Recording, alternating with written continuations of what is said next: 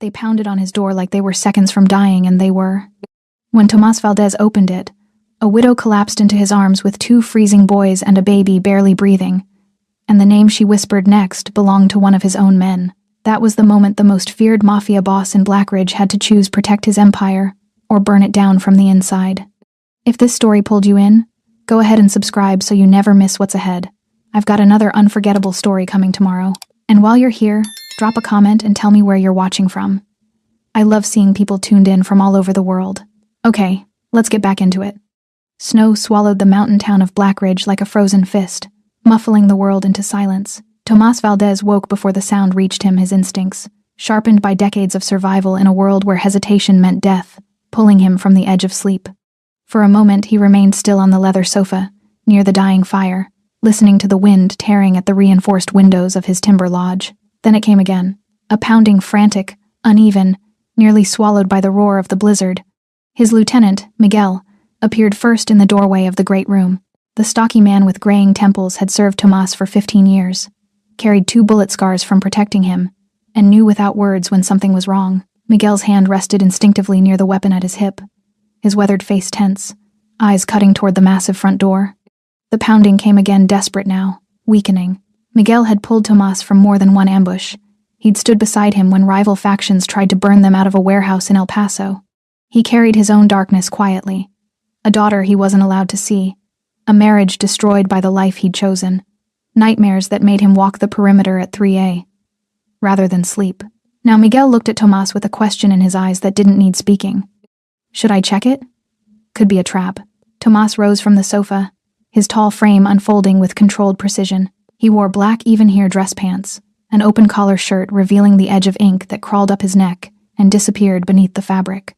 Tattoos that told stories and symbols: loyalty, loss, violence, survival. His dark hair was slightly disheveled from sleep, but his expression remained unreadable as he crossed the hardwood floor, boots silent despite his size.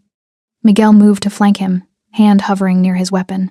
Tomas reached the door, paused, then pulled it open. The wind howled in first, carrying needles of ice and the smell of pine and frozen earth.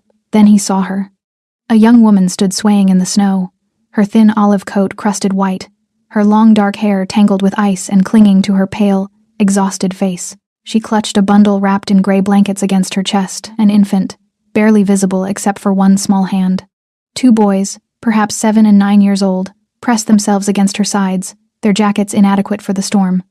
The younger boy wore a brown knit cap pulled low over frightened eyes. The older boy's face was red and raw from the cold, his blue jacket snow-covered, his expression beyond exhaustion into something closer to shock. She opened her mouth. No sound came at first, her lips cracked and blue. Then, barely a whisper through chattering teeth, "Please, my babies." Her knees buckled. Tomas moved without thinking. He caught her before she hit the ground, one arm steadying her thin frame while Miguel stepped forward to grab the older boy who'd started to collapse.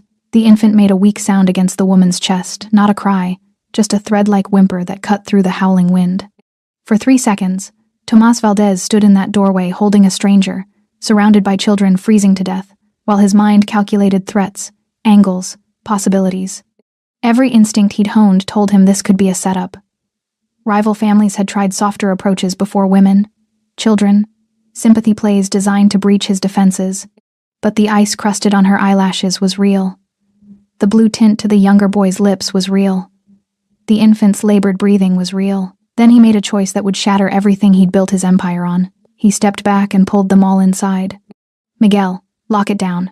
Full perimeter check. No one approaches without clearance." Miguel nodded once, steadying the older boy before moving toward the security panel near the entrance.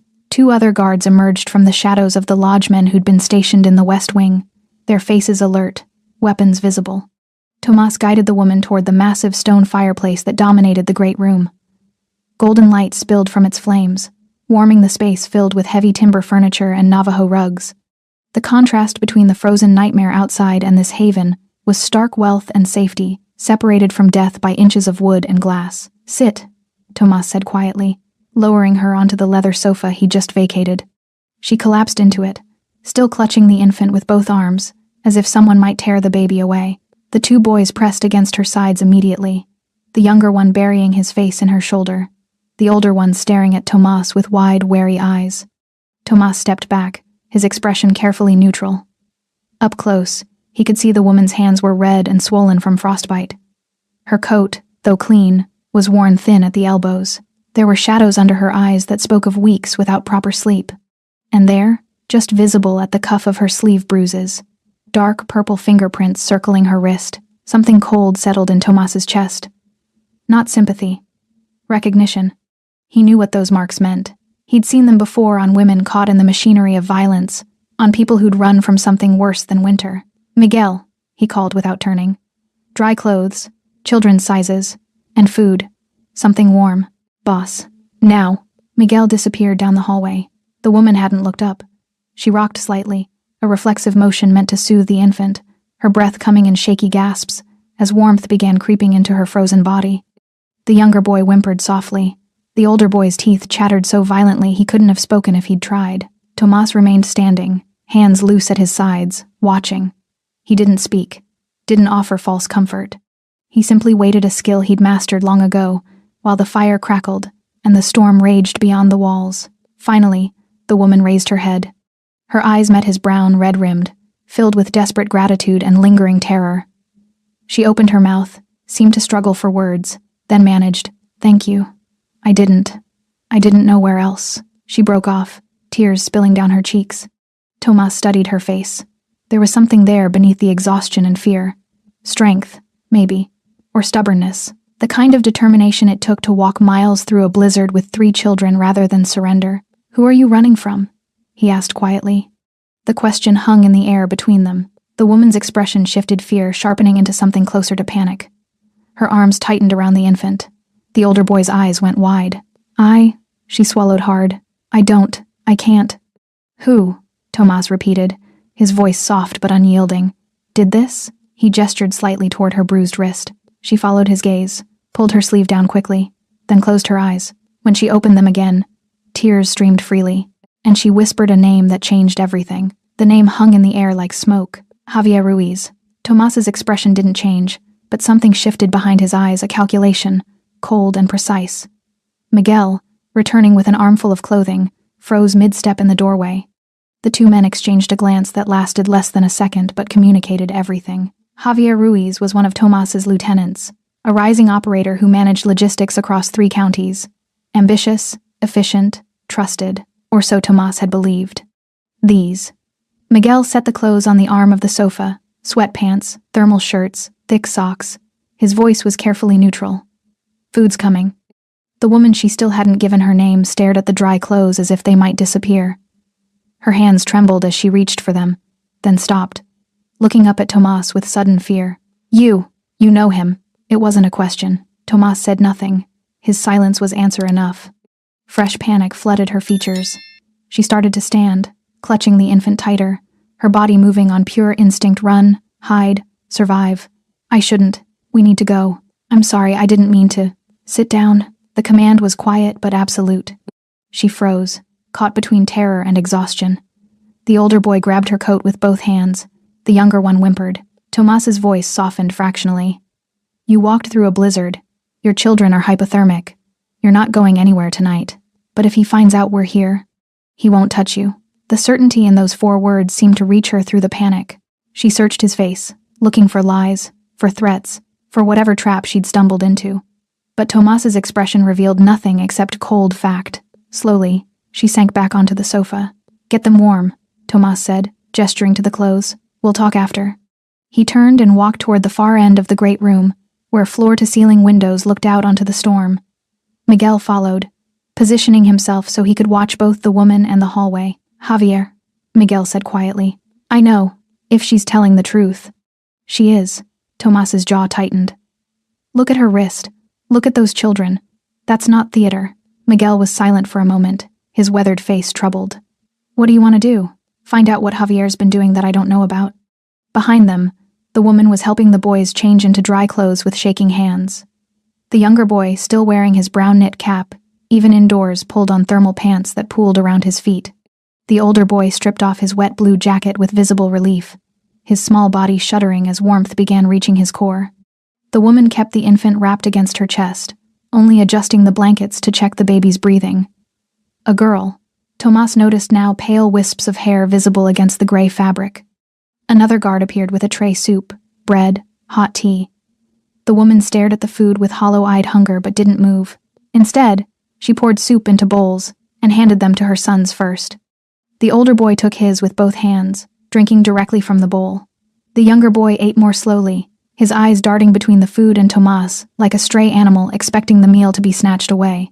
The woman watched them eat with fierce attention, as if counting each swallow. Only when both boys had finished, only when they'd soaked bread in the remaining broth and scraped the bowls clean, did she reach for her own portion. Tomas noticed, filed it away. Miguel noticed too. His expression softened fractionally, a rare thing for a man who'd spent 15 years enforcing Tomas's will with violence when necessary. The woman ate mechanically, without tasting, her focus still on the children. The infant stirred against her chest, making small sounds. She shifted her hold, supporting the baby's head with practiced gentleness even as her own hands shook from cold and adrenaline crash. When the soup was gone, she set the bowl down and finally spoke again. "My name is Lauren." Her voice was steadier now, though exhaustion weighted every word. "Lauren Bennett. These are my sons Noah and Caleb, and this." She looked down at the infant. "This is Emma." Tomas turned from the window. "How do you know Javier Ruiz?" Lauren's face went pale. She pulled her sons closer, and both boys pressed against her sides like they'd done it 1,000 times, a practiced formation born from repeated danger. "I don't. Not directly."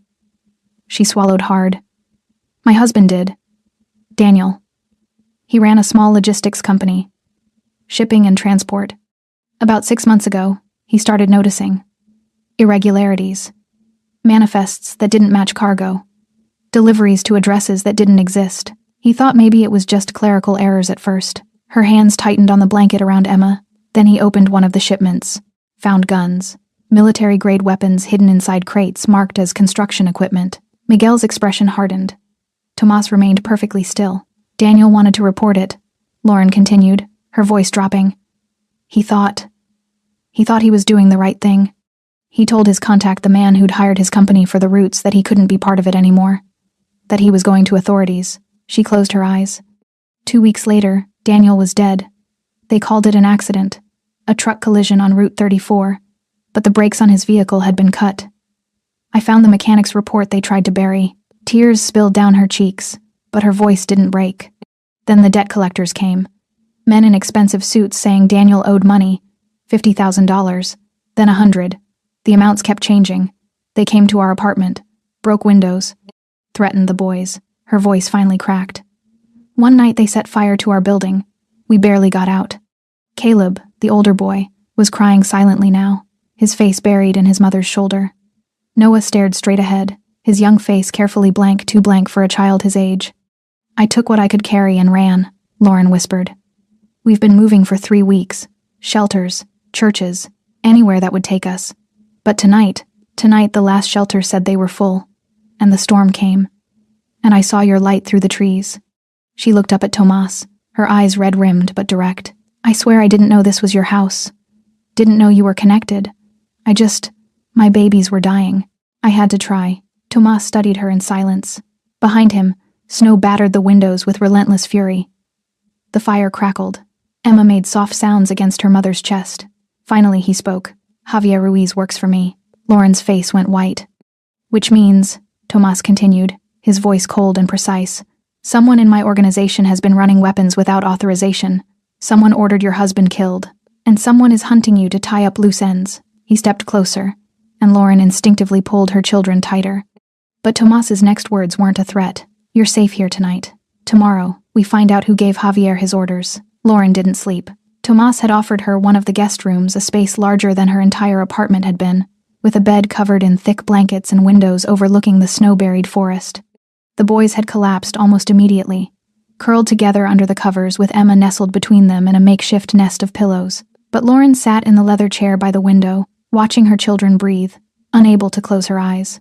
Every creak of the lodge made her flinch. Every gust of wind sounded like footsteps. The warmth that had felt like salvation hours ago now felt like a trap slowly closing. She'd walked into the home of a man connected to the people hunting her, a man whose lieutenant had murdered her husband. What have I done? Through the partially open door, she could hear low voices from somewhere deeper in the lodge. Tomas and his men, discussing something she couldn't make out, discussing her probably, deciding what to do with the liability that had stumbled onto their doorstep. Emma stirred, making soft sounds. Lauren moved to the bed immediately, checking her daughter's breathing, her temperature, the color of her tiny lips, still pale, but warmer, alive. Keep them alive, that's all that matters. A knock at the door made her jump. It's Miguel, a gruff voice said quietly. Boss wants to see you. I'll stay with the kids. Lauren's heart hammered. She looked at her sleeping sons, at Emma's small form barely visible between them. Every instinct screamed not to leave them, but refusing felt more dangerous than complying. She opened the door. Miguel stood in the hallway, his weathered face unreadable. But his eyes flicked past her to the children, and something in his expression softened fractionally. They'll be safe, he said quietly. You have my word. It was the word of a man who worked for criminals. But it was also the word of a father who understood what those 3 small lives meant. Lauren nodded and followed him down the hallway. The lodge was built like a fortress disguised as luxury. Heavy timber beams crossed the cathedral ceiling of the main room. Stone fireplace, leather furniture.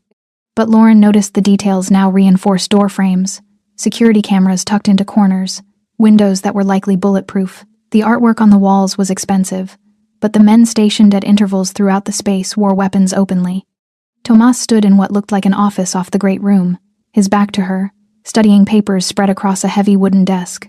He'd changed into fresh clothes, black dress pants, a charcoal shirt with sleeves rolled to his elbows, revealing the intricate tattoos that covered his forearms, symbols and script in what looked like Spanish, woven with images she couldn't quite make out in the low light. He didn't turn when she entered. Close the door, he said quietly. Lauren did, her pulse racing. Tomas finally turned to face her. His expression was unreadable, but there was something dangerous in the controlled stillness of his posture, not directed at her, but at something the papers had revealed. Your husband, Tomas said, Daniel Bennett. He worked for Summit Logistics? Lauren nodded, surprised. How did you... I know every shipping company that moves goods through this region. His voice was cold, factual. Summit handled legitimate contracts for construction suppliers. Small operation, good reputation. Until 6 months ago, Lauren whispered. Until 6 months ago, Tomas agreed. He gestured to the papers. I've been going through my organization's logistics records. Cross-referencing routes, manifests, payments. He paused. Javier Ruiz expanded operations 8 months ago. New territory, new revenue streams. I authorized it. The weight in those last 3 words made Lauren's chest tighten.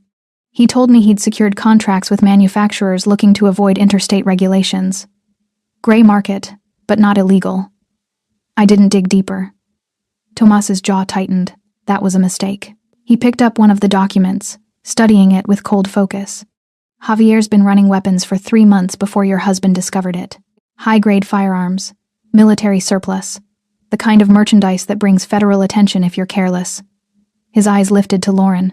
Your husband threatening to report it would have destroyed the entire operation, maybe brought down parts of my legitimate business too. Lauren's hands clenched. So killing him was just, what? Protecting profits? Without my authorization. The words were sharp, precise. I don't order executions over shipping routes, and I sure as hell don't hunt widows and children. He set the paper down with controlled force. Javier acted alone, or he's working with someone else. Either way, he violated the one rule I enforce absolutely. You don't bring heat down on this organization with reckless violence. Lauren stared at him, trying to reconcile the man who'd pulled her freezing children inside with the criminal boss calmly discussing murder and federal charges. What are you going to do? She asked quietly. Tomas was silent for a long moment, his dark eyes studying her with an intensity that made her want to step back. But she held her ground, lifting her chin despite the fear coursing through her. Finally, he spoke. I'm going to find out who else is involved. How deep this goes. Whether Javier was stupid, or if someone's been building a separate operation under my nose. And then I clean my house. The casual certainty in his voice sent a chill down her spine. This was a man who'd built an empire through calculated violence, who ruled through fear and precision, and she'd just handed him proof that someone in his organization had betrayed him. What about us? Lauren's voice barely rose above a whisper. My children. What happens to us when you're done cleaning? Tomas studied her for a long moment. Snow continued battering the windows behind him, the storm showing no signs of breaking. That depends, he said finally. On what? On whether you're willing to help me burn down the people who killed your husband. Lauren's breath caught. She'd expected threats, expected to be used as leverage or silenced as a witness. She hadn't expected this. I don't understand, she managed. Tomas moved closer, his presence filling the space between them. But he didn't touch her, didn't crowd her, just held her gaze with absolute focus. Daniel opened a shipment, saw weapons. That means there are records, shipping manifests, photographs, maybe documentation he kept as insurance. Do you have any of his files? Anything he might have hidden before he died? Lauren's mind raced. After Daniel's death, she'd grabbed what she could from their apartment before running. Most of it had been abandoned at various shelters when they'd had to move quickly, but there was one thing. A hard drive, she whispered. He kept backups on an external drive. I have it, in my bag. Something flickered in Tomas's expression. Not quite satisfaction. Something colder. Get it? Lauren didn't move. If I give you this, if I help you, what happens to my children? Tomas's voice dropped, quiet and absolute. They stay under my protection. No one touches them. No one touches you. And when this is over, Javier Ruiz and everyone involved in your husband's death answers for it. You're asking me to trust you. Lauren's voice shook. Trust a man who runs the same world that killed Daniel. No. Tomas's eyes held hers. I'm offering you a choice. Run again, keep hiding, wait for them to find you eventually. Or stand your ground and watch me destroy the people who took everything from you. The fire crackled in the distance. Outside, the blizzard raged with relentless fury. Lauren thought of Daniel's face the last morning she'd seen him alive. Thought of Noah's silent tears and Caleb's too careful blankness. Thought of Emma, who'd never know her father. She'd been running for 3 weeks. She was done running. The hard drive's in my coat pocket, she said quietly. I'll get it. Tomas nodded once, and as Lauren turned to leave, she heard him speak again. So quietly she almost missed it. They'll pay for what they did to your family. You have my word. It was a promise from a dangerous man. But it was the first promise in 3 weeks that felt like hope. The hard drive was smaller than Tomas expected, a slim black rectangle no larger than his palm. Lauren had retrieved it from the inner pocket of her worn coat, her hands trembling slightly as she placed it on his desk. Daniel backed up everything, she said quietly. Financial records, shipping manifests, photos. He was meticulous like that. Drove me crazy sometimes, how he'd document every detail. Her voice caught on the past tense. Tomas connected the drive to his laptop without comment. The screen flickered as files began loading hundreds of folders organized by date and client name. He opened the most recent directory. What he found made his jaw tighten. Shipping routes that didn't exist in his authorized operations. Manifests listing construction materials that concealed detailed inventories of firearms, AR, 1, 5, S, Glocks, even heavier ordnance. Photographs Daniel must have taken covertly. Wooden crates, stamped with legitimate company logos, their contents visible where lids had been pried open, and payments. Wire transfers from shell companies Tomas didn't recognize, routed through accounts in the Cayman Islands. Miguel, standing behind him, let out a low whistle. That's at least $2 million in hardware. 3 months of operations, Tomas said coldly. Javier built an entire distribution network without oversight. He couldn't have done this alone, Miguel added. Moving that volume, he'd need drivers, warehouse access, border contacts, and someone to wash the money. Tomas scrolled through financial records. These accounts aren't tied to our legitimate business. Someone set up a parallel operation. Lauren watched from the doorway, her arms wrapped around herself. Does this help? It gives me names. Tomas's voice was flat. Locations. Evidence of... He stopped. Miguel had gone rigid, his hand moving instinctively toward his weapon. Through the window behind Tomas, barely visible through the swirling snow, headlights cut through the darkness. 2 vehicles, coming up the long private drive toward the lodge. We're not expecting anyone, Miguel said quietly. Tomas was already moving. He grabbed the hard drive, disconnected it, and handed it to Lauren. Take this to your children. Lock the door. Don't open it for anyone except me or Miguel. What's happening? Go. Now. The command in his voice sent her running. Tomas crossed to a cabinet built into the wall, opening it to reveal a small arsenal. He pulled out a Glock, checked the magazine, chambered a round with practiced efficiency. Miguel was already armed, speaking rapidly into a radio. 2 unknowns approaching main entrance. Position Alpha and Bravo. Secure the perimeter. No one gets past the lodge. Outside, the vehicles stopped 50 yards from the house, close enough to be threatening, far enough to avoid immediate engagement. 4 men emerged, dark shapes against the white landscape. They wore heavy coats, but even from this distance, Tomas could see the bulk of weapons beneath. "They're not trying to hide it," Miguel observed. "They're not here to talk." Tomas watched the men fan out, moving with military precision. "They're here for Lauren. How did they find her?" "Doesn't matter. They're not getting her." One of the men pulled out a phone, the screen's glow visible in the darkness. "Making a call. Reporting in." Tomas's radio crackled. "Boss, we've got 2 more vehicles on the access road. At least 6 additional contacts. They're boxing us in." Miguel swore quietly. 10 men. That's a kill team. Or a message. Tomas's voice was ice cold. "Javier's telling me to hand her over." He moved toward the front door, ignoring Miguel's protest. "Boss, you can't.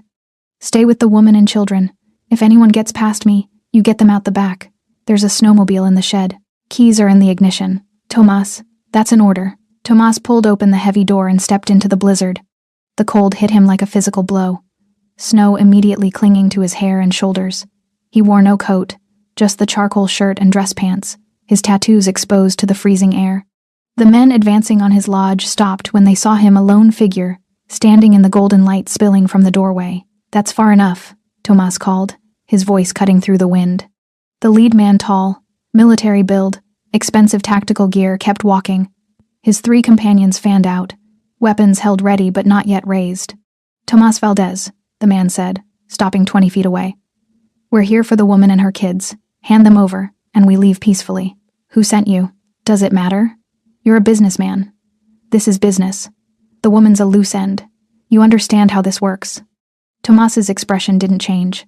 "I understand someone sent a kill team to my home, in a blizzard, without permission. That's either remarkable stupidity or remarkable disrespect." The man's jaw tightened. "We're not here for a conversation. Then you've made a mistake. There are 10 of us, 1 of you. Be smart about this." Tomas took a step forward, his hands loose at his sides, the Glock held casually but ready. Snow swirled between them, the storm howling like something alive.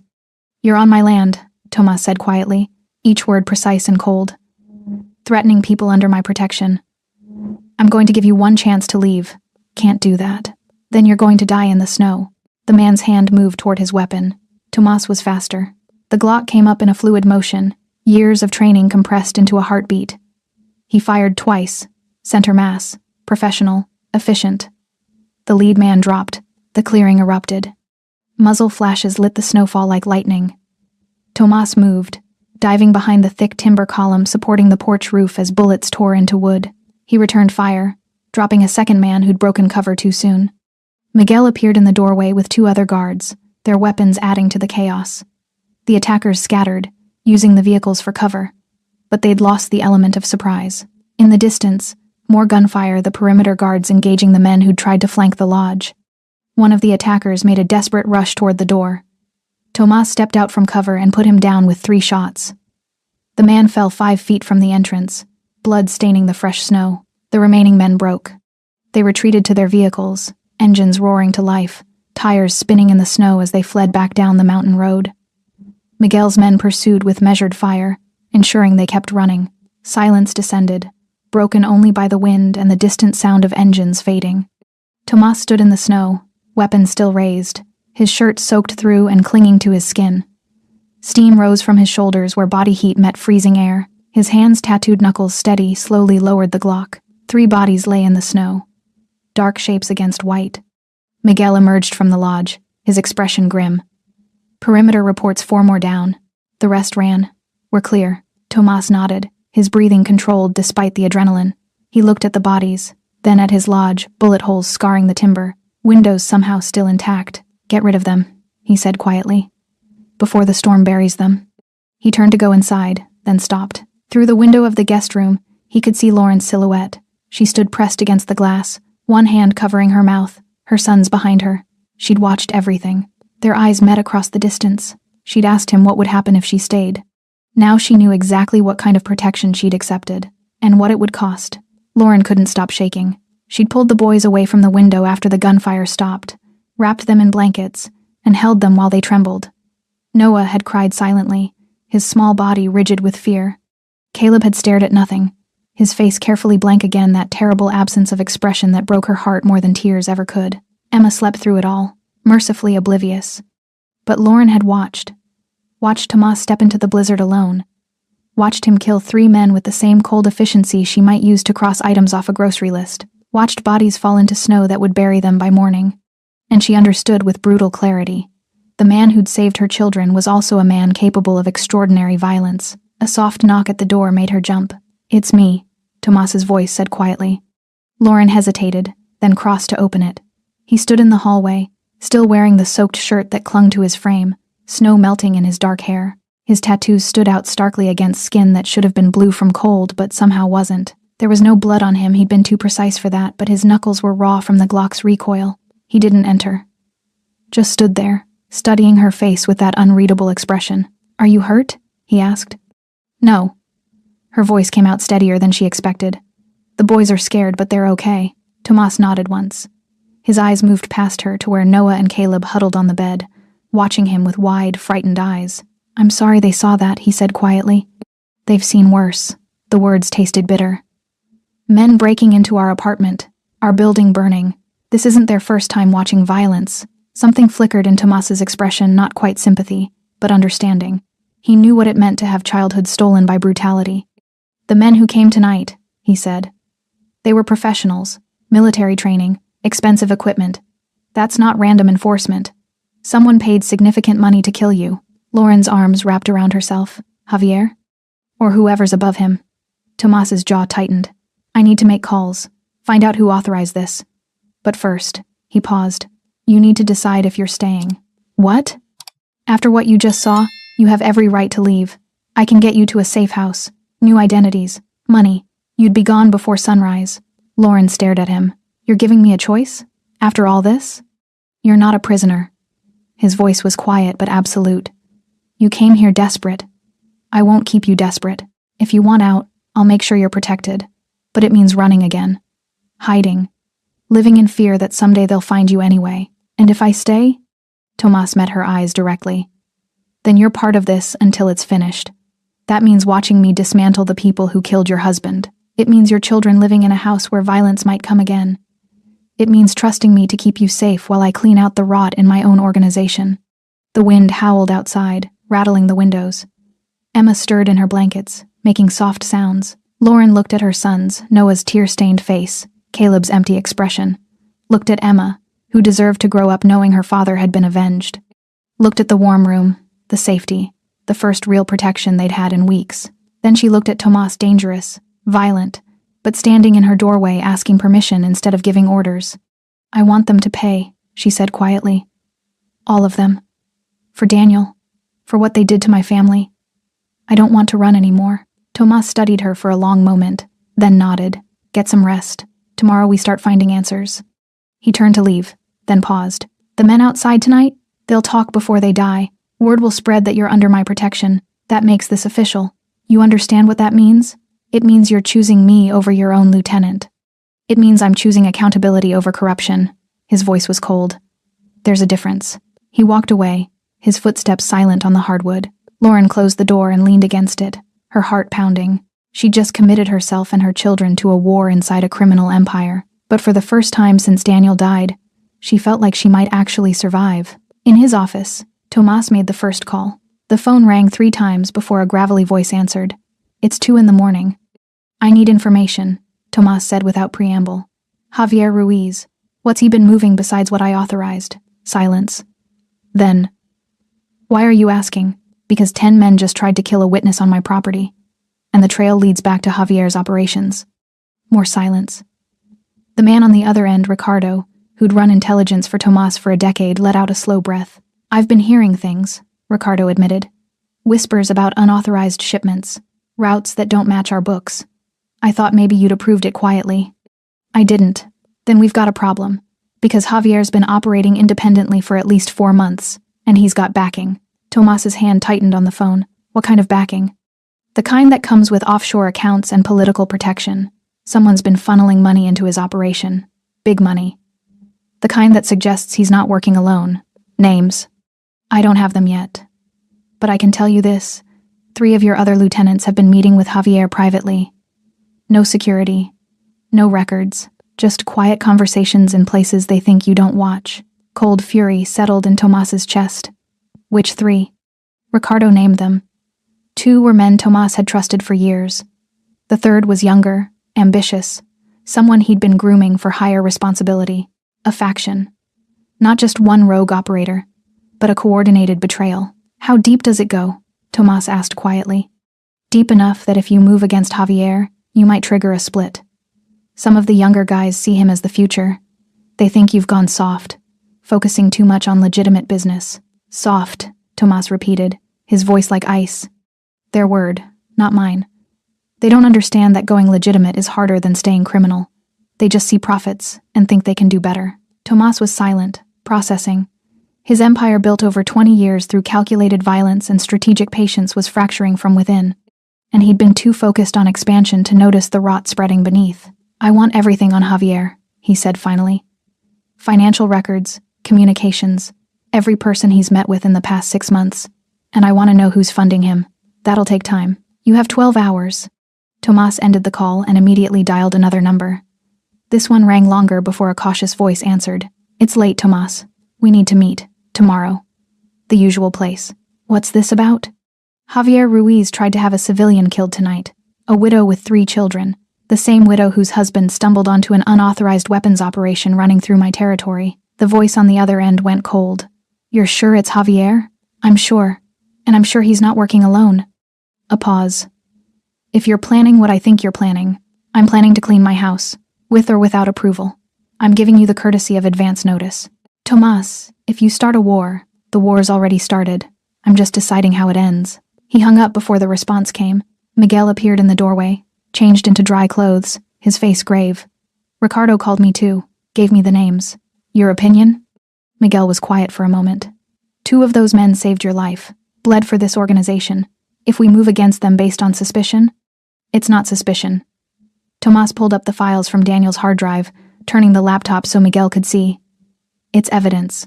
Look at the routing codes. Look at the accounts. Miguel leaned closer, his expression darkening as he scrolled through the data.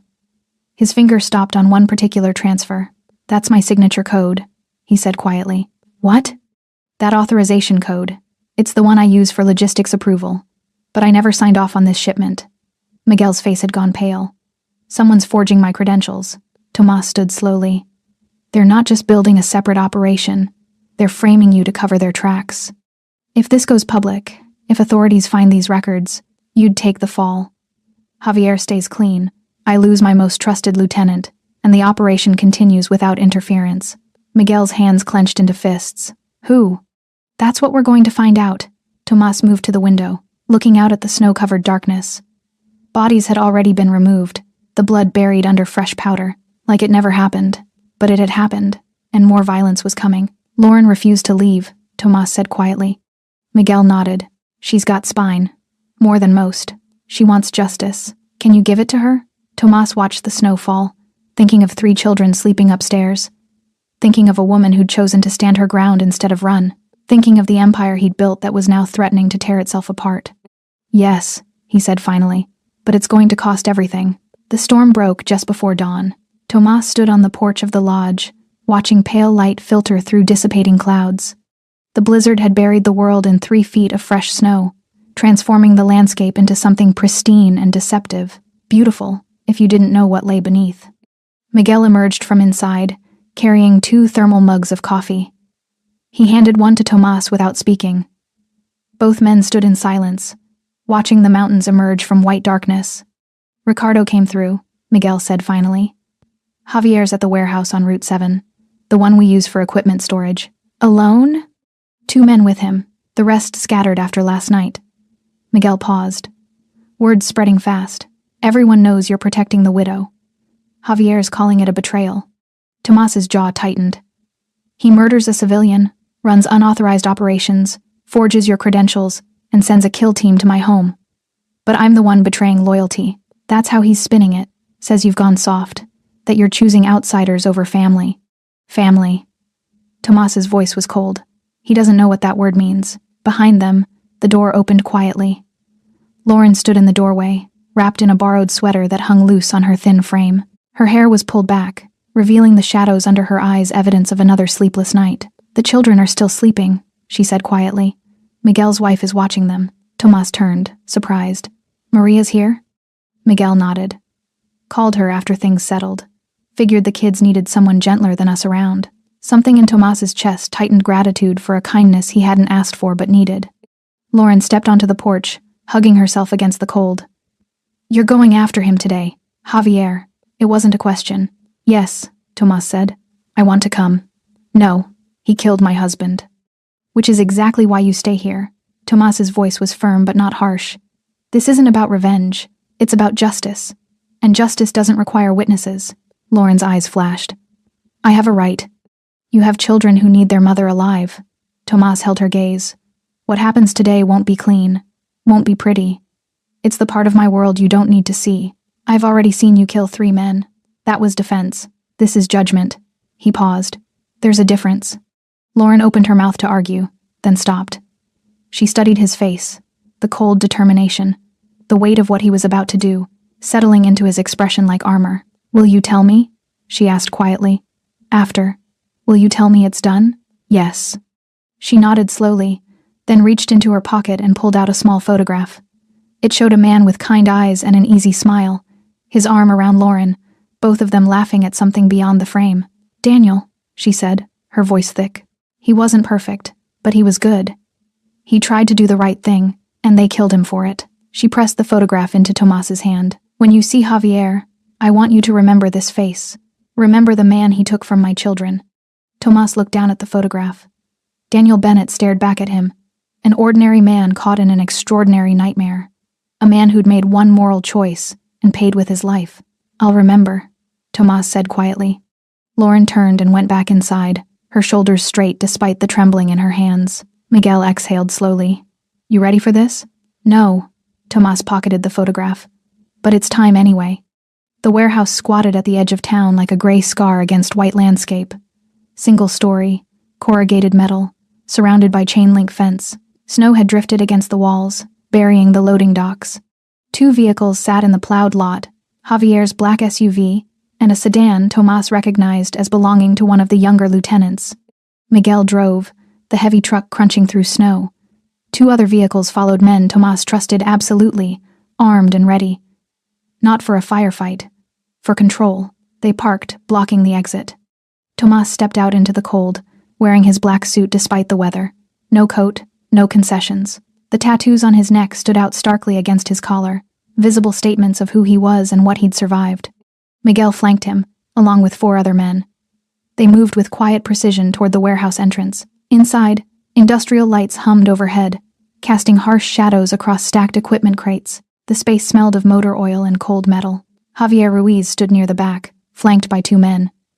He was younger than Tomas, mid-30s, muscular, wearing expensive tactical gear like he was preparing for war, his handsome features twisted into a sneer when Tomas entered. The king arrives, Javier said mockingly. Come to slum with the workers? Tomas stopped 20 feet away, his hands loose at his sides. His men spread out, cutting off exits, establishing position without aggression. Dismiss your men, Tomas said quietly. Why would I do that? Because what happens next is between us. Give them the chance to walk away clean. Javier laughed, sharp, bitter. You think I'm afraid of you? You're a relic, Tomas. The world's moved on. We could be running this region, but you're too busy playing legitimate businessman. I gave you territory, resources, trust. You gave me scraps. Javier's voice rose. While you waste time on legal contracts and political relationships, real money's being made. I found it, built it. And you want to tear it down because some nobody stumbled onto a shipment? Daniel Bennett wasn't nobody. He was a civilian you murdered without authorization. He was a threat. He was a logistics contractor. Tomas's voice cut like ice. You killed him, terrorized his family, and sent assassins to my home. You violated every principle this organization stands on. Your principles are why we're weak. Javier stepped forward, his men moving with him.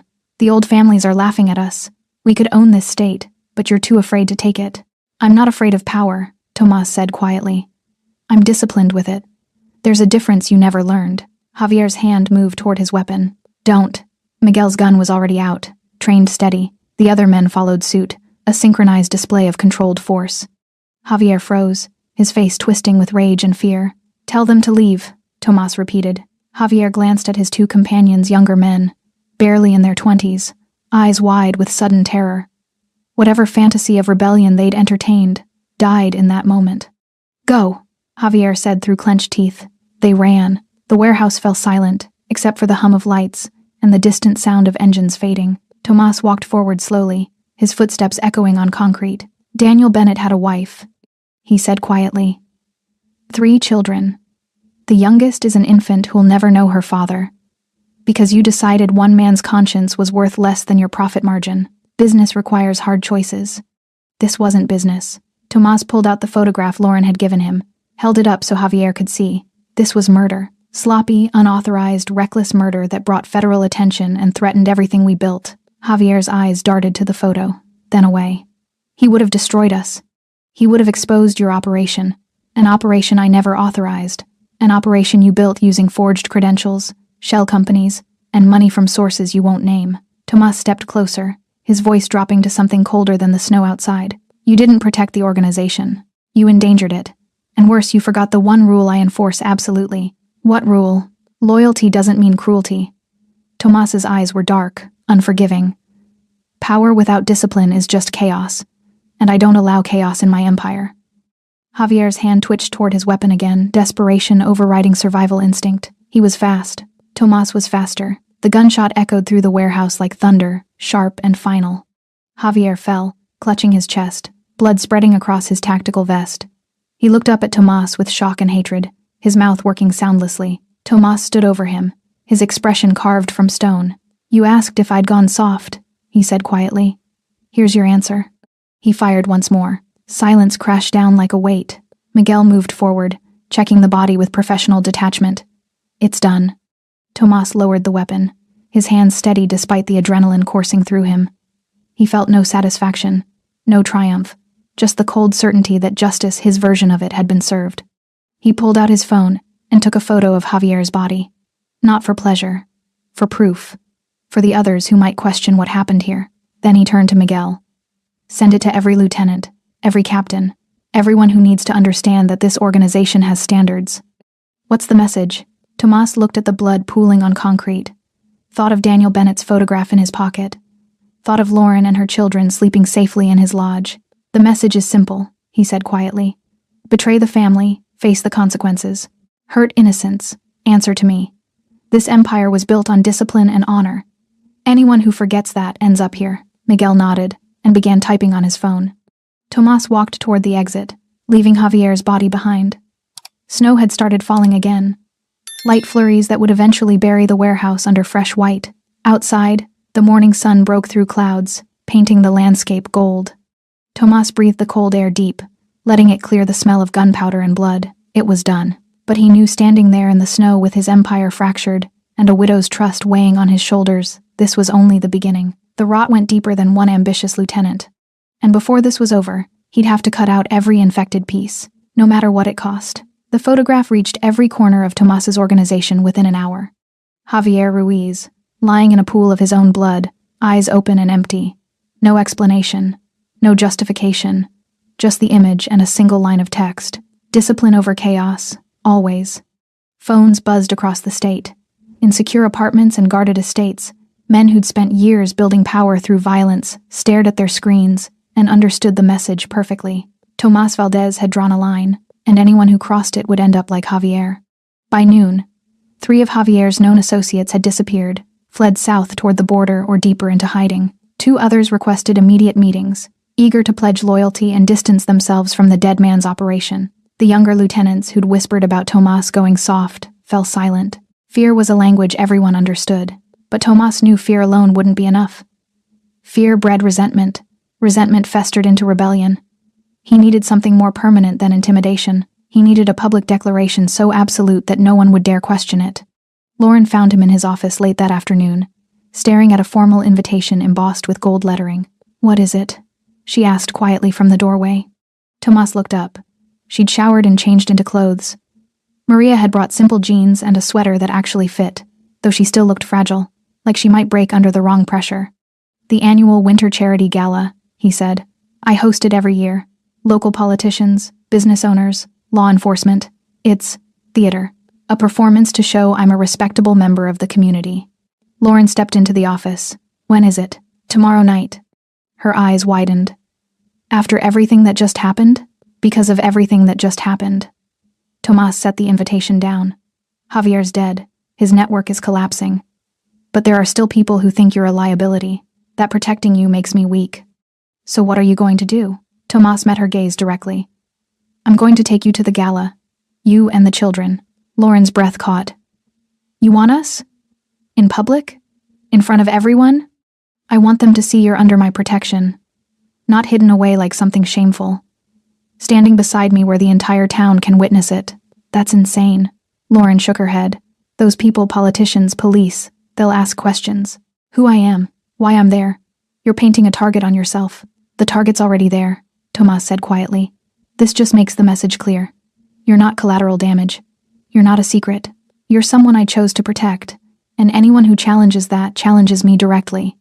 Lauren stared at him, trying to understand the calculation behind those dark eyes. Why? Why risk your reputation, your standing, everything you've built for us? Tomas was silent for a long moment. Then he stood and walked to the window, looking out at the snow-covered forest. Because Javier was right about one thing, he said finally. I've spent 20 years building power, territory, wealth. I've made hard choices, hurt people when necessary, ruled through fear when I had to. He turned to face her. But somewhere in all that, I forgot what power is supposed to be for. Forgot that strength without purpose is just violence. Javier saw profit, saw expansion, but he couldn't see past his own ambition to understand that some things matter more than money. Like what? Like making sure a widow and her children don't freeze to death in a blizzard. Like holding people accountable when they murder innocents. Like using the empire I built to protect, instead of just control. Lauren's eyes filled with tears. You barely know us. I know enough. Tomas's voice was quiet but absolute. I know you walked through a storm to save your children. I know you refused to run when I offered you an out. I know you're stronger than most men I've worked with. He paused. And I know Daniel deserved better than what happened to him. The photograph still sat on Tomas's desk, Daniel's smiling face, frozen in a moment of happiness that had been stolen. Lauren wiped her eyes. If I go to this gala, if I stand beside you in front of everyone, there's no taking it back. You'll be tied to us. Forever. I know. Your enemies will use it against you. Let them try. Lauren looked at him. Really looked. Trying to see past the dangerous exterior to understand the man underneath. A man who'd killed 3 people defending her. Who'd executed his own lieutenant for justice. Who now wanted to parade her and her children in front of the town's elite as a statement of protection. It was insane. It was strategic. It was possibly the kindest thing anyone had done for her since Daniel died. I don't have anything to wear, she said quietly. Tomas's expression softened fractionally, not quite a smile, but close. Maria's already handling it. She has excellent taste. And the boys? Suits, age-appropriate, nothing uncomfortable. He paused. They've been through enough. This should feel special, not scary. Lauren nodded slowly, her mind racing. Then a thought occurred to her. What do I tell people when they ask who I am? The truth, Tomas said. You're Lauren Bennett, a widow, a mother, someone under my protection. They'll want to know why. They can wonder. The next evening arrived faster than Lauren expected. Maria had brought a dress, simple but elegant, deep navy blue, that made Lauren's eyes stand out. Nothing flashy. Nothing that screamed wealth or power. Just understated grace. The boys wore dark suits that Miguel had picked out, with ties loose enough not to feel like strangling. Noah kept tugging at his collar nervously. Caleb stood silent, taking everything in with those 2 old eyes. Emma wore a soft white dress with tiny roses embroidered on the collar. She gurgled happily in Lauren's arms, oblivious to the significance of the evening. Maria fussed over them all with maternal efficiency, fixing Noah's tie, smoothing Caleb's hair, telling Lauren she looked beautiful in a way that made tears threaten again. Then Tomas appeared in the doorway. He wore a tailored black suit, no tie, as always the collar open enough to show the edge of his tattoos. His dark hair was styled back, his presence filling the room without effort. He looked every inch the powerful man he was, dangerous and controlled, and absolutely certain of his place in the world. His eyes swept over Lauren and the children, and something shifted in his expression. Not quite vulnerability, but close. You look perfect, he said quietly. Lauren felt heat rise in her cheeks. I feel like I'm about to walk into a lion's den. You are, Tomas offered his arm, but I'll be standing right beside you. The grand hall downtown had been transformed into winter elegance. White lights, ice sculptures, tables draped in silver cloth. The town's elite mingled with champagne glasses, their laughter echoing off marble floors. When Tomas entered with Lauren on his arm and her 3 children beside them, conversation stopped. Every head turned. The mayor froze mid-sentence. The police chief's eyes widened. Business owners whispered to each other, trying to understand what they were witnessing. Tomas Valdez, known criminal, feared power broker, man who existed in shadows, had just walked into the most public event of the year with a woman and children no one recognized. He didn't pause. Didn't acknowledge the stares. Just walked Lauren to a table near the front, pulled out her chair with old-fashioned courtesy, and sat beside her like this was the most natural thing in the world. Miguel and his wife Maria took seats nearby with the boys. Emma stayed in Lauren's arms, looking around with wide, curious eyes. The mayor approached first, a practiced politician's smile plastered on his face, though his eyes were calculating. "Tomas, wonderful to see you. And who is this lovely lady?" "Lauren Bennett," Tomas said calmly. "She and her children are staying at my lodge." The mayor's smile flickered. "Bennett? I don't believe we've met." "We haven't," Lauren said, her voice steadier than she felt. "I'm new to Blackridge." "Well, welcome."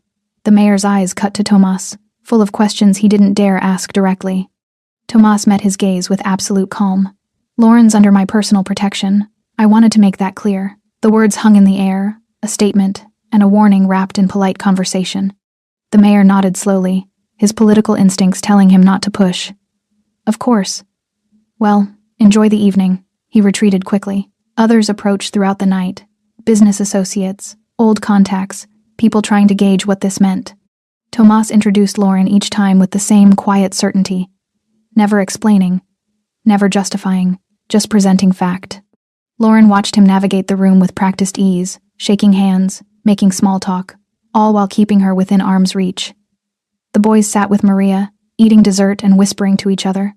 Emma fell asleep against Lauren's shoulder, and slowly, Lauren understood. This wasn't about the gala, wasn't about charity or social standing. This was Tomas Valdez telling the entire town, criminals and civilians alike, that she belonged under his protection, that her children were untouchable, that anyone who threatened them would answer to him personally. It was the most public, the most dangerous, the most absolute declaration of protection possible. And as she sat there, in borrowed elegance, surrounded by wealth and power and whispered speculation, Lauren realized something that terrified and comforted her in equal measure. She wasn't running anymore. She was standing, and Tomas Valdez was standing with her. The gala ended near midnight, but the consequences began immediately. By morning, Tomas's phone had erupted with calls. Business partners demanding explanations, political contacts expressing concern about his public display, and 3 direct threats from rival organizations who saw his protection of Lauren as weakness to exploit. He ignored most of them. But one call he couldn't dismiss came from a man named Agustin Flores, head of the largest trafficking network in the Southwestern Territories, and someone who'd maintained an uneasy alliance with Tomas for years. "You're making enemies," Agustin said without preamble. "Powerful ones. The Bennett woman's husband disrupted supply chains across 3 states. People lost money. Now you're protecting her like she's family?" "She is family," Tomas said quietly. "She's a liability. Hand her over. Let the interested parties handle their business. You stay clean." "No." Silence stretched across the line. Then Augustine's voice turned cold. "You're choosing her over alliances that keep your empire stable. That's not strategy. That's sentiment. And sentiment gets men killed. Then they can try." "Tomas, this conversation is over." He ended the call and found Lauren standing in the doorway of his office, her face pale. "I heard," she said quietly. "You're losing allies because of me. I'm losing people who were never truly allies. But your business will survive." Tomas stood, his expression firm. "Lauren, understand something. These men only respect power. The moment I hand you over to keep them comfortable, I lose more than alliances. I lose credibility. I lose the one thing that actually matters in this world, my word." "Your word to who? You barely knew me when you let us in." "My word to myself." He moved closer, his voice dropping. "I spent 20 years building an empire on discipline and control. But what's the point of power if I can't use it to protect the people who deserve it?" Lauren's eyes filled with tears. "You're risking everything." "I'm choosing what matters." Tomas's gaze was unwavering. "Money rebuilds, alliances reform, but if I let fear dictate my choices, I become exactly what Javier was, just another criminal hoarding power for its own sake. A crash from upstairs made them both turn. Lauren rushed toward the stairs, Tomas following. In the guest room, Noah had knocked over a lamp. He stood trembling, his face streaked with tears, while Caleb sat on the bed watching with that terrible blank expression. I want Dad, Noah sobbed. I want to go home. I want everything to be normal again. Lauren dropped to her knees, pulling him into her arms. I know, baby. I know. Why did they hurt him? Why did they have to hurt Dad? Because sometimes people do terrible things, but we're safe now. Are we? Noah pulled back, his young face twisted with fear and anger. Those men came here. They shot at us. Everyone at that party was staring. We're not safe. We're never going to be safe. Lauren looked helpless, her own tears falling. Tomas knelt beside them, his large frame suddenly gentle. Noah, look at me. The boy turned, his eyes red and frightened. Your father was a good man, Tomas said quietly. He tried to do the right thing, and bad people hurt him for it. That wasn't fair. It wasn't just. And you have every right to be angry. Then why can't we just leave? Why do we have to stay here? Because running doesn't fix anything. It just moves the problem somewhere else. Tomas's voice was steady, certain. Your mother chose to stand and fight, to make sure the people who hurt your dad answer for it. That takes courage.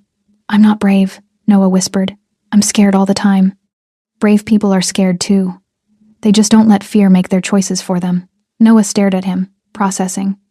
Caleb watched from the bed, his expression finally showing something curiosity, maybe, or the first crack in his protective numbness. Will you really keep us safe? Noah asked. Yes, Tomas said without hesitation. Promise? I promise. Noah nodded slowly, then buried his face in his mother's shoulder again. Lauren held him tight, her eyes meeting Tomas's over her son's head. Thank you, she mouthed silently. Tomas stood, giving them space.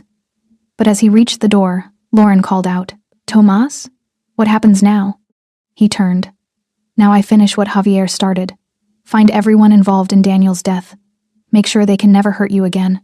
And after that, you decide what kind of life you want, and I help you build it. Later that night, Lauren couldn't sleep. She wandered downstairs and found Tomas on the porch, watching snow fall through the security lights. Can I ask you something? She said quietly. He nodded. Why did you really let us in? That first night, you could have turned us away, called the police, done anything except pull 3 strangers into your home. Tomas was silent for a long moment, his breath forming clouds in the cold air. My sister, he said finally. Isabella, she was 10 years younger than me.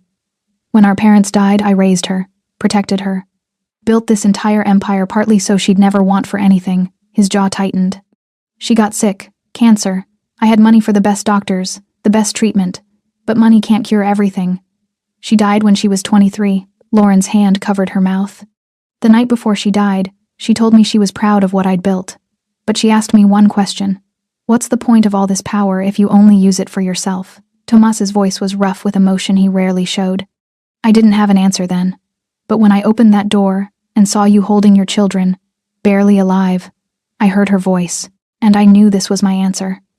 This was the point. Lauren stepped closer, her hand finding his arm. I'm sorry about Isabella. She would have liked you, would have loved your children. He looked down at her. You remind me of her. That stubborn refusal to give up even when the world's against you. They stood in silence, snow falling around them. 2 broken people finding unexpected strength in each other's presence. I won't let you down, Tomas said quietly. You already saved us, Lauren replied. Everything else is just keeping your promise. Morning brought unexpected quiet. No threatening calls, no armed visitors, just snow melting from the eaves and pale sunlight filtering through the lodge windows. Lauren woke to find Emma cooing softly beside her, the boys still asleep in their makeshift bed. For the first time in months, she'd slept through the night without jerking awake at every sound. The lodge felt different in daylight, less like a fortress, more like a home. She found Tomas in the kitchen, surprisingly domestic in dark jeans and a thermal shirt, making coffee. The tattoos on his forearms were fully visible now, intricate patterns she'd never had time to examine before. Names woven with symbols. Dates marked in Roman numerals. A sister's name, Isabella, wrapped in delicate roses over his left wrist. You're up early, he said without turning. Old habit. Emma doesn't believe in sleeping past 6. Lauren settled at the kitchen island. Is it always this quiet? After storms, yes. The world takes a breath before starting again. He poured coffee into 2 mugs, sliding one across to her. We got word this morning. 2 of Javier's financial backers turned themselves in, gave prosecutors everything in exchange for reduced sentences. Lauren's hands tightened around the warm mug. Everything? Names, accounts, the entire network. Tomas's expression was carefully neutral. Federal investigators will be sorting through it for months, but the important part, the people who ordered Daniel's death, they'll face charges. Real charges, not just my version of justice, legal consequences, prison time. He paused. It's not the same as having Daniel back, but it's accountability. Tears spilled down Lauren's cheeks before she could stop them. Not grief this time, relief. The crushing weight of running, of fearing every shadow, finally lifting. I thought I'd feel different, she whispered. Thought I'd feel victorious or satisfied, but I just feel tired. That's normal. Tomas's voice was gentle. You've been surviving on adrenaline for weeks. Now that the immediate danger's passed, your body's remembering how exhausted it is. What happens now? To us? Tomas set his mug down carefully. That's what I wanted to talk to you about. You have choices, Lauren. Real ones. He pulled out a folder from the counter, opened it to reveal documents. Option 1. New identities. I have contacts who can create complete backgrounds, social security numbers, birth certificates, employment history. You and the children disappear. Start fresh somewhere warm. California, maybe, or Arizona. Clean break from everything that happened here. Lauren stared at the papers, her heart racing. Option 2. You stay in Blackridge. I set you up with a house in town. Nothing flashy, but safe, secure. The children go to good schools. You rebuild here, under my protection, but living your own life. And option 3? Tomas met her eyes directly. You stay here, at the lodge, for as long as you need. The boys have space to be children again. Emma grows up safe. And you don't have to figure everything out alone. Lauren's breath caught. You're offering us a home? I'm offering you time. Space to heal without pressure to make permanent decisions. His expression was serious, vulnerable in a way she'd rarely seen. This lodge has been empty for years. Just me and my ghosts. Having life here again, children laughing. Your presence, it's reminded me what home is supposed to feel like. Tomas, I can't just... We're not your responsibility. No, he agreed. You're my choice. There's a difference. Outside, they heard Noah and Caleb's voices' excited chatter as they discovered the melting snow. Maria must have gotten them up, taken them outside to play. Lauren watched through the window as her sons threw snowballs, their laughter carrying on the cold air. Caleb's face was animated, alive in a way she hadn't seen since before Daniel died. Noah was actually smiling. I don't know how to do this, she admitted quietly. How to trust again. How to let someone help without waiting for the cost to come due. There's no cost, Tomas said. Just an offer. You can refuse. Choose option 1 or 2. I'll support whatever you decide. Lauren looked at him, this dangerous, complicated man who'd killed for her family, protected them at enormous personal cost, and was now offering sanctuary without strings attached. Why? She asked. Why do all this? And don't say it's because of your sister. This is more than that. Tomas was quiet for a long moment, his dark eyes searching hers. Because you deserve better than running, he said finally. Because your children deserve stability. Because I have the power to provide that. And for the first time in years, using that power feels like the right thing, instead of just the strategic thing. He stepped closer, his voice dropping. And maybe because when I look at you, I see someone who survived hell and came through still fighting, still protecting, still refusing to break. That kind of strength is rare, worth protecting. Lauren's hand trembled as she set down her mug. If we stay, if I choose option 3, what does that look like?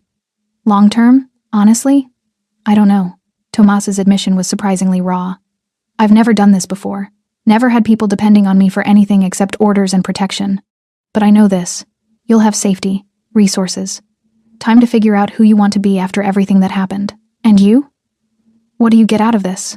Tomas smiled slightly, a rare, genuine expression that transformed his usually stoic face. Maybe a chance to be something other than the man everyone fears. Maybe a reminder that power can shelter instead of destroy. He paused.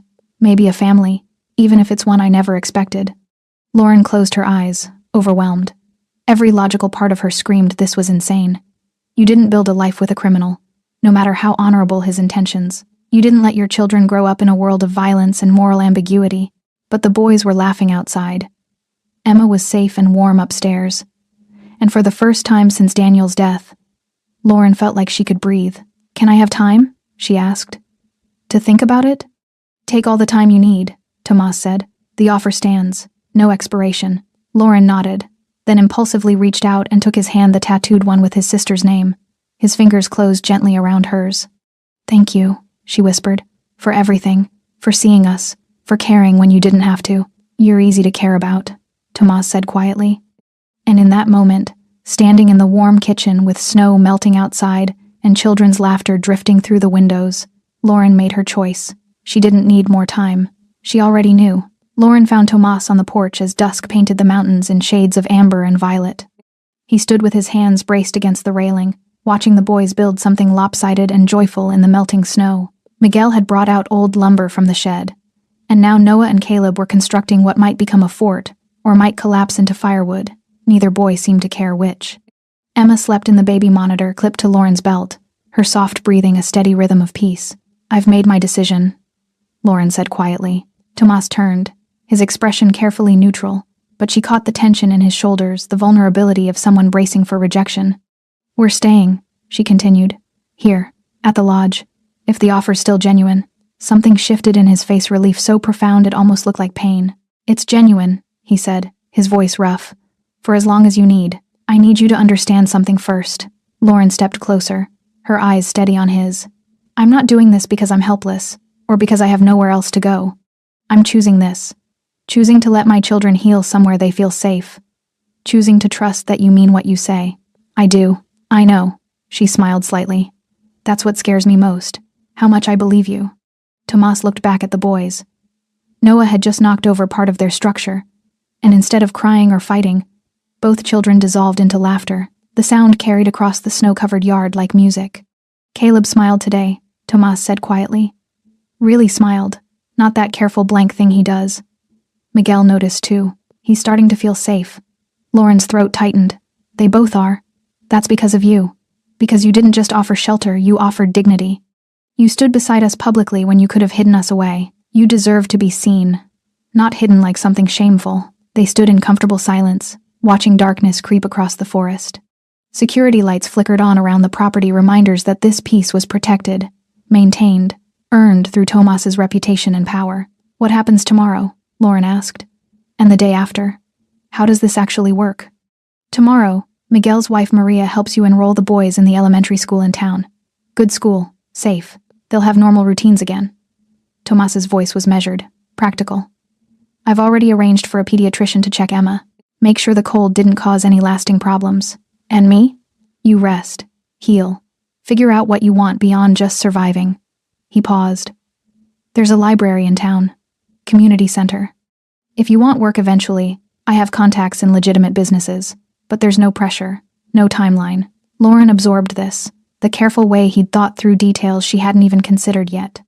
"What about your world?" she asked. "The dangerous parts. How do we exist in the same space as that?" Carefully, Tomas's honesty was stark. "I won't lie and say this life is simple. There will be security. Guards you'll get used to seeing. Conversations I can't share. Moments when I have to be the person the world expects instead of who I am here. And if something happens, if someone comes after you, they won't get near you or the children. That's non-negotiable." His jaw tightened. "But I also won't bring violence to this house. Whatever business I have to handle happens elsewhere. You and the boys get peace here. Always." Miguel called out from the yard, waving. The boys had finished their structure, a lopsided but surprisingly sturdy fort. They stood beside it proudly, waiting for adult approval. Tomas and Lauren walked down together, their shoulders almost touching. "It's magnificent," Tomas declared seriously, examining the crooked walls. Noah beamed.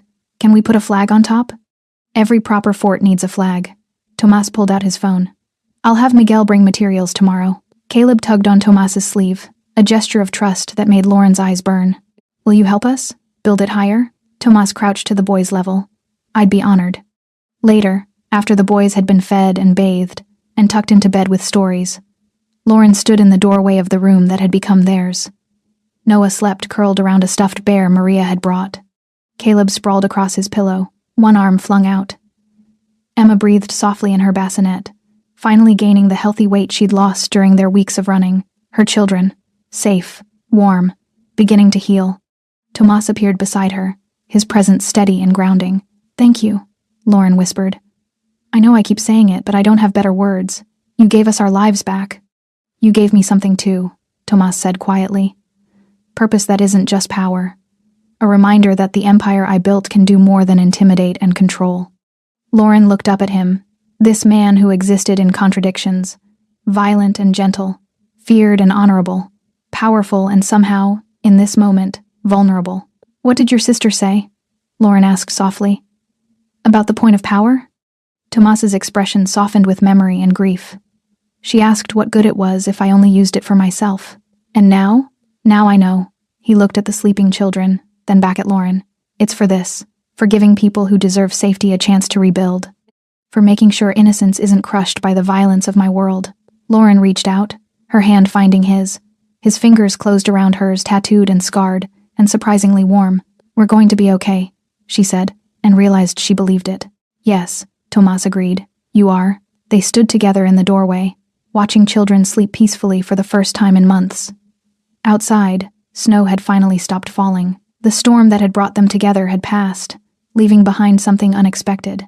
Not romance, not yet, maybe not ever, but something deeper. Trust forged in crisis. Family built from choice rather than blood. Safety earned through one man's decision to use power for protection instead of domination. Tomas Valdez had spent 20 years building an empire through calculated violence. But on the coldest night of winter, a desperate widow had knocked on his door and reminded him that empires mean nothing if they can't shelter the people who need it most. The dangerous man who trusted no one had opened his home to strangers, and in doing so, he'd found something he'd lost when Isabella died. A reason to be more than feared, a chance to be needed, a family. Lauren squeezed his hand once, then released it to check on Emma. Tomas watched her move through the room with gentle efficiency, every gesture speaking of fierce maternal protection.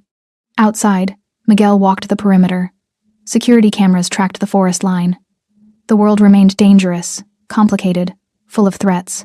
But inside this lodge, in this moment, there was peace. And Tomas Valdez, the man who'd forgotten what home felt like, stood guard over it with absolute certainty. Some storms destroy everything they touch. Others clear away the debris and leave space for something better to grow. This storm had done both. And as Tomas closed the door softly and returned to his vigil by the windows, he understood with quiet clarity what Isabella had tried to teach him years ago. Power wielded with compassion doesn't make you weak, it makes you whole.